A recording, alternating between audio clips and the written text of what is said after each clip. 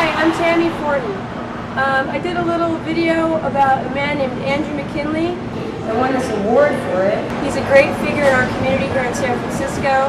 He's sort of a patron of the arts. I think you're going to like this little video I made about him and his bookstore and kind of what he does for the community, for the art community in particular here in San Francisco. So this is where I live. If you want to come by and just chit-chat about it later, or just let us know maybe on the comments page of this blog thing. I don't know, you just check it out, okay? I won this award for it. Yo, hello, this is Andrew McKinley calling you from San Francisco, California. This is a very nice place here at Adobe Books with good people and pleasant vibes, and Andrew, the conductor.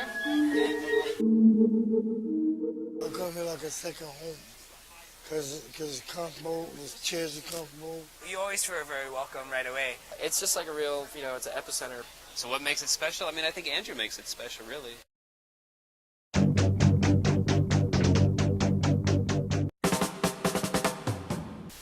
We found a place in the Mission District of San Francisco, and we discovered that the neighborhood was an interesting neighborhood. It was good for book selling, and it had interesting people. It had an energy. Do you know Andrew McKinley? If McKinley is the last name of the owner of this Adobe, I do. What do you think of his general character? Well, I think it's miraculous. He's a wonderful man. He's pure of heart. He's moral. He's illuminated. Known him for many years. He looks like Pope Leo II.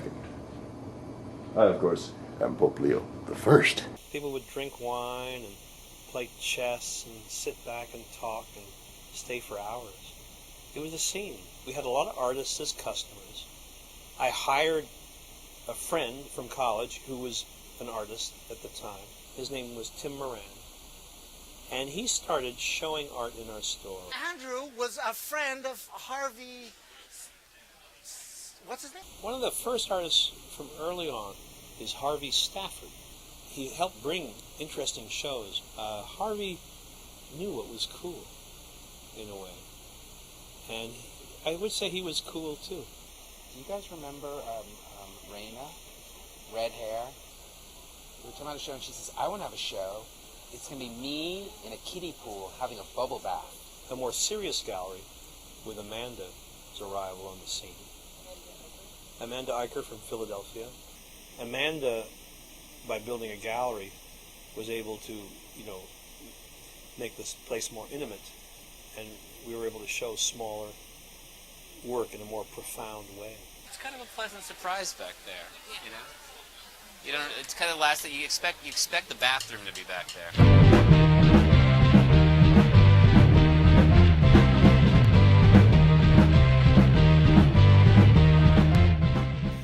So she started showing people who she liked. She showed people like Chris Corrales, Sarah Kane, Simon Evans was a really big, they were probably her most successful artist. Then someone like Chris Johansson is one of my favorite artists. I started trying to hire artists in my store. Somehow I ended up in here one day, and then I got a job when I needed money, and he would hook me up with a fat $58 a day. I took those guys and the rest of the staff to Paris one year. Part of it was so that some of the artists from this area could go to Europe and go to the Louvre Museum and see some really high caliber art. What's happening right now at Adobe is there's this kind of like silent art installation up on the wall that Amanda Eicher painted, a timeline of names starting on January 2nd, 1989. And then the line follows all the way down the names of different people who've come in and out of the store. And they're all connected and by these lines and by the store and by the warm extension of Andrew McKinley.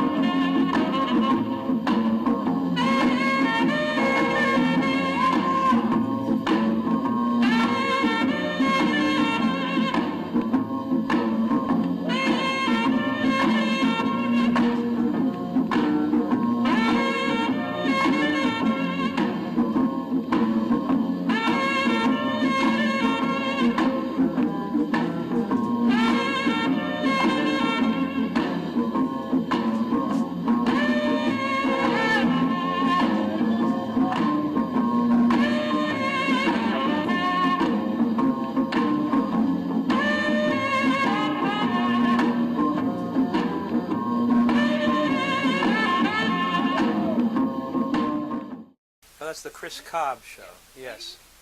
Well, he took all the books in the store on the shelves and rearranged them by their color.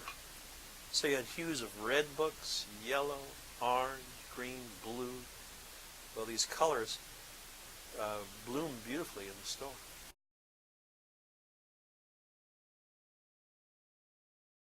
I would say it's our most successful art show to date. I've been here on several occasions during an opening where I've been with artists who have just said, I really need a title for my next show, and they've pulled out a book and plopped it open and said, that sounds good. Here we are at Queen's Nails, Andrew. This is my favorite place to come after hours. Sarah. Brian. So what do you call this? Like a baboon's ass. Here's to getting a little lit. The right person you want to photograph all the time. The staff of my store gave me a show in the back of my... 100 Good Women. It breaks my heart 'cause you want back your ring. But baby, tell me just one thing. Oh, tell me what she got that I ain't. Who doesn't like shrimp cocktail? Don't you want the tails? There's a whole bowl of tails. There's something important about a public space where you can relax or share ideas and interact. It's a living room for a lot of people.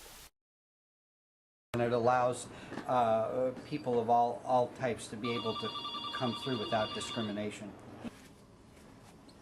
Spend some money on some bird seed, feed some birds, right? Kiss their little bunny rabbit feathers. No, they are not nasty and filthy. Love the spider on the wall. Give the ants some cookie crumbs. Feed the mice a jar of peanut butter on its side. And be a closet creature person all your life. And you shall make it to heaven. If you see this video and you've never been to Adobe Books, I highly encourage you to have a nice day and come here and check it out. I was working in here one night. I was hanging out with some friends, had a bunch of bottles of wine open. We were hanging out, listening to music, looking at books, and this cop walks in. As he came in, I sort of just grabbed the wine bottles, sort of moving them off, and he came back and he said, "Excuse me." Yes, he said, "Where's the poetry section?" We've had politicians, poets, painters, intellectuals, students, lovers, singers, losers, destitutes, drunks. We've got everybody there. And there is something there that's oh so square. It's a grand old name.